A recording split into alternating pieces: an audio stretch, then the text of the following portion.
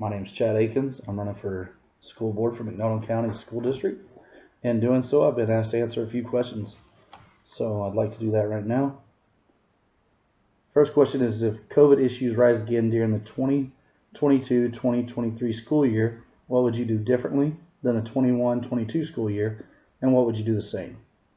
In regards to what I would do differently is I would like to see us treat COVID like we do the flu. If you're sick, you stay home. If you're having any kind of difficulty, any symptoms or anything like that, you just stay home. The things that I would do the same is I would still like us to track and contact folks so that they could watch for symptoms. And then if they start seeing symptoms arise, then they know they can be tested.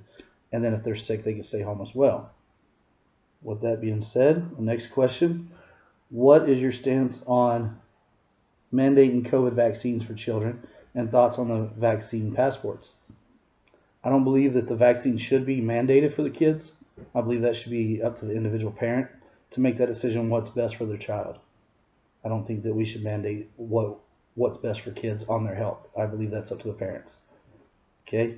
And then as far as the passport, I don't want to limit our children on things that they're able to do on whether they have the vaccine or not. So I'm not for the passport either. And then it says, Dr. Stanton should be retiring during your term if you're elected.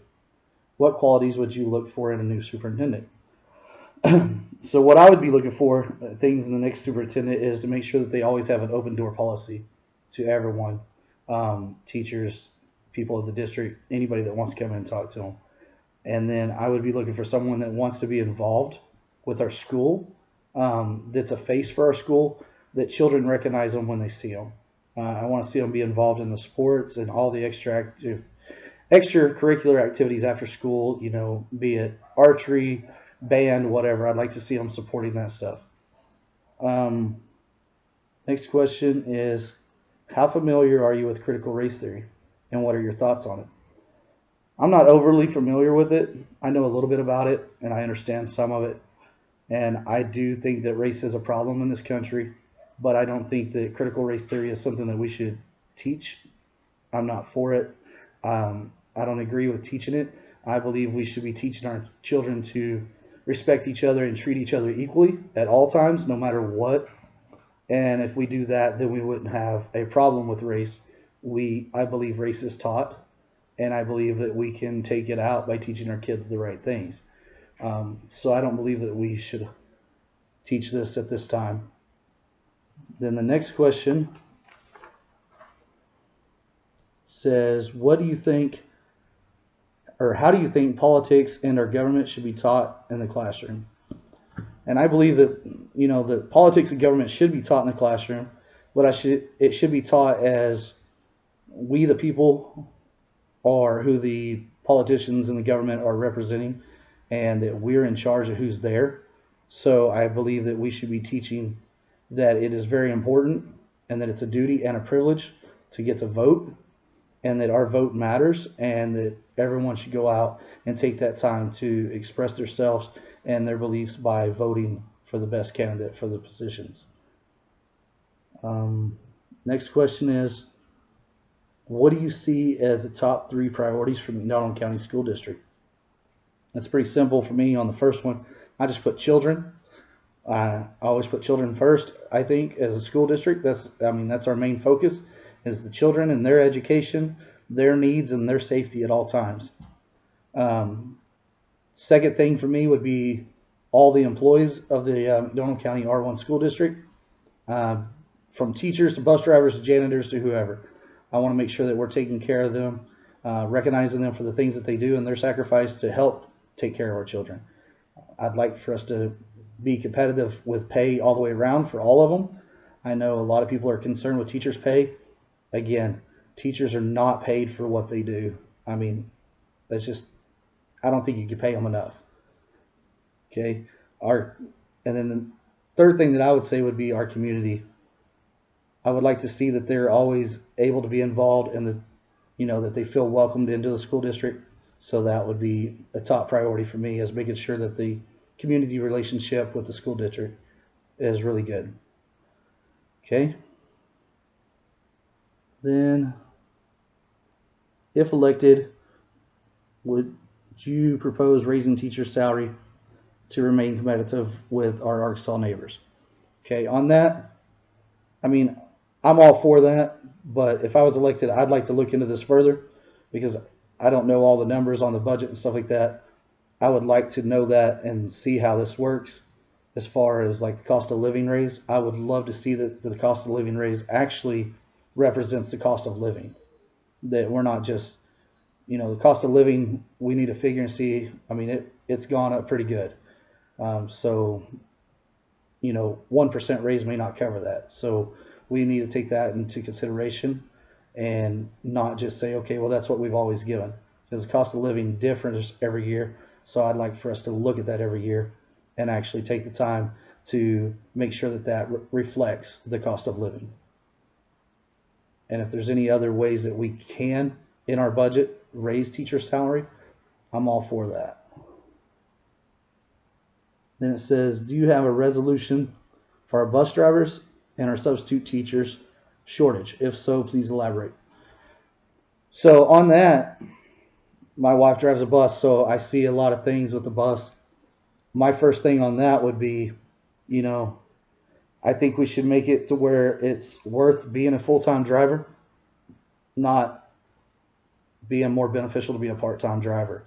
There needs to be incentives for being full-time driver. And again, that does go back to pay and, maybe accumulating time off and stuff like that. I have some different ideas on that. I mean, like I said, I see a lot of this. So, but with that being said too, I mean, not only can we do incentive and rewards, but we could look at, I think, actually bringing on full-time substitute bus drivers and substitute teachers. If we would hire, say, 2 drivers more than what we have for the routes, they would go in every morning, and then whatever route came open, hey, somebody's sick this morning or whatever, they go jump on that bus. It would save time from the last minute, oh, something happened, or hey, somebody's out and their bus broke down, they could go grab a bus and go get them. Things like that. Same thing with a couple of full-time sub teachers. If we had 2 that reported to, even if it was the central office or somewhere each morning, and we say, okay, hey, we had a last minute call in, teacher needs covered over here from this hour to this hour, or if it's a full day, then they could go and pick that up. If not, then we could help have them subbing in on classes to help aid with teachers that could use the help, and they could be learning the classes. Same with the drivers. If there's no route that needs to be driven, then they could jump on a route and they could be riding and helping aid that bus driver and learning all the different routes in our district. Right now, there's a lot. That's just a couple of the ideas that I have. Like I said, I have a few more, but trying to keep this a little short and to the point. On the next one here, it says, name 3 initiatives that the school board members should expect administrators and teachers to make in order to improve relationship with parents. What solution do you have to encourage communication between the school board and its constituents? Okay. So with that, I had one thing I would say is always ask for parent involvement as much as possible. That way you're keeping them involved. They know what's going on. So that would be one way.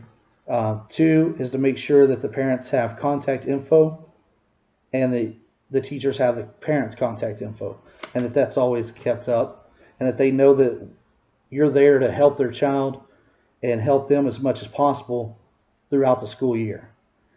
Just reiterating that stuff to them. And then 3, just reaching out quarterly to let them know what has been done and what you're expected to be done, and anything that they could help at home with the kid, or anything that you feel like the kid needs to be working on extra. I feel like sometimes, even with parent-teacher conferences, we don't actually follow through. And I know a lot of the parents, they don't follow through either. But if we could help that in any way, making sure that we are looking at these kids grades, their behavior, whatever, and staying in communication with the parents on that and having it worked as a team between the teachers, administration, and the parents, then that would be great. As far as, a way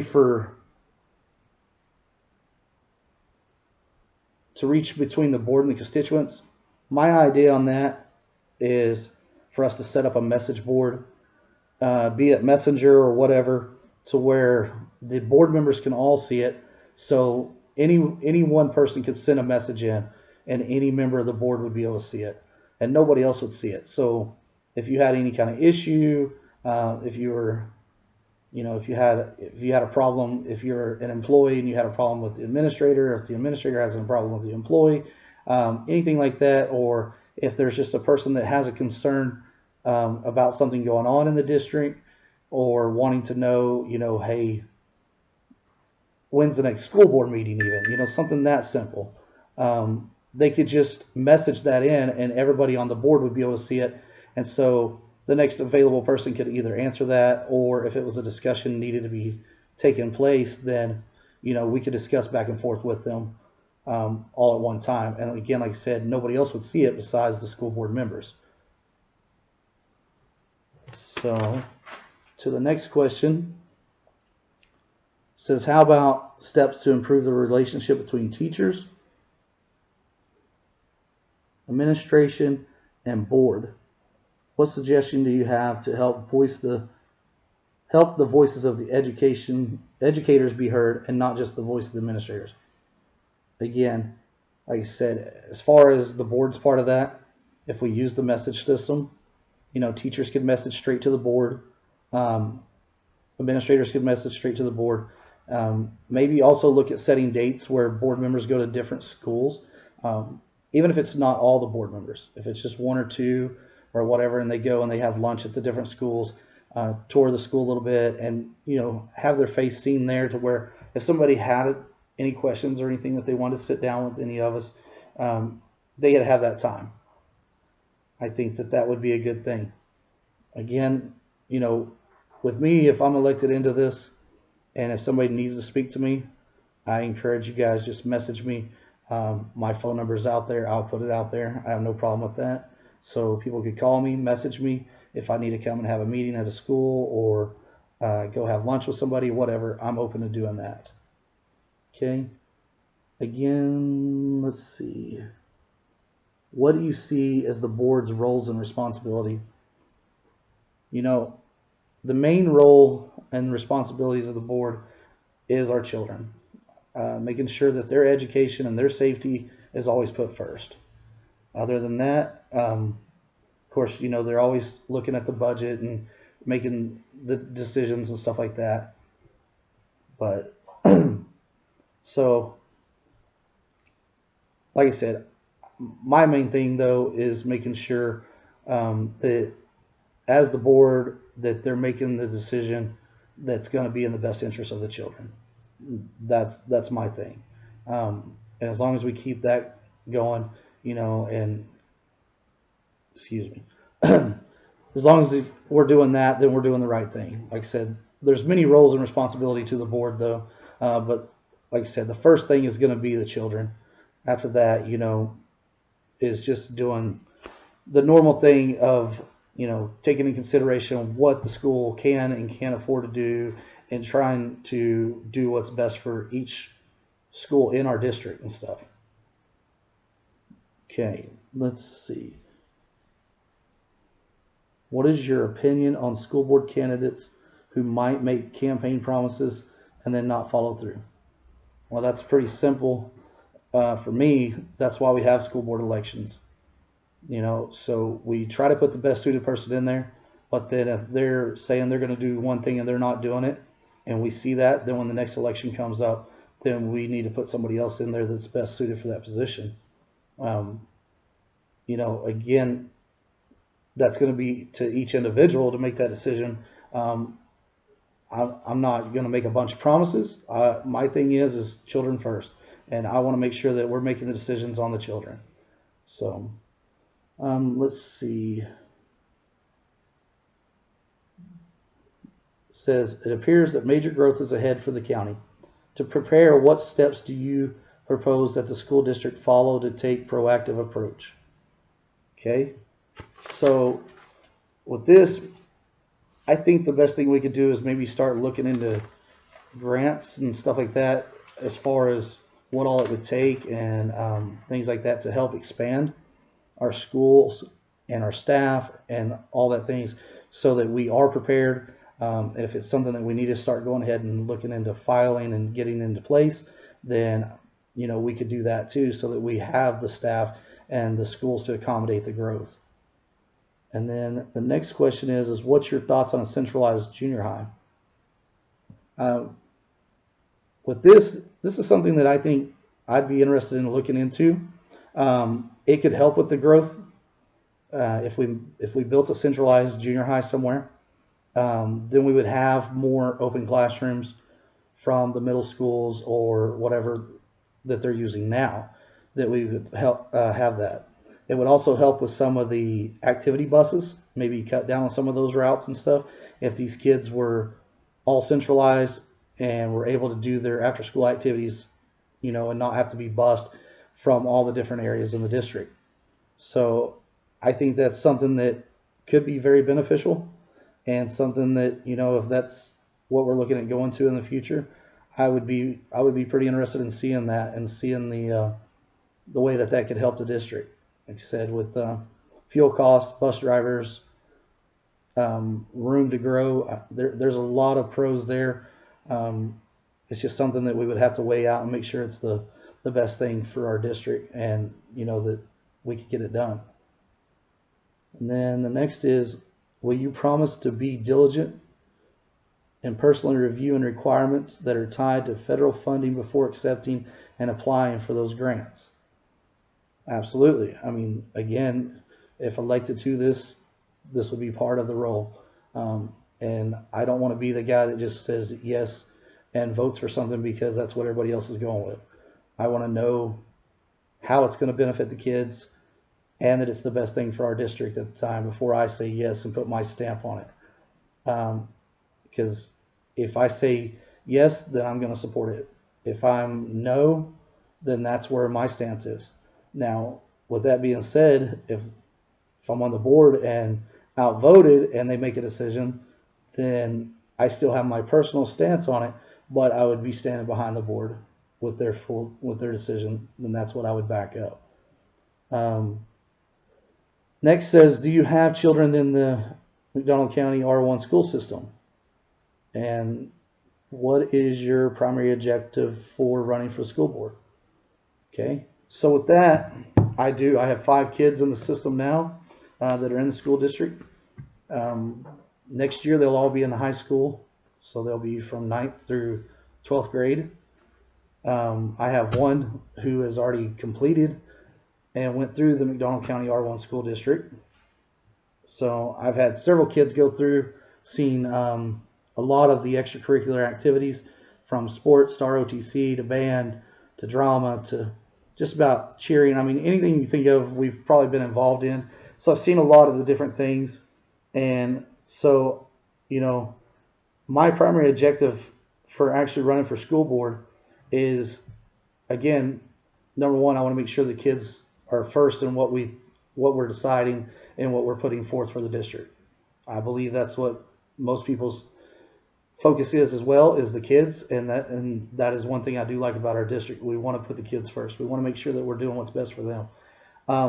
Another reason for me thinking about running for this is, I want to help with some of the transportation issues and look into that more, because I do have ideas from that, just from seeing it throughout the years.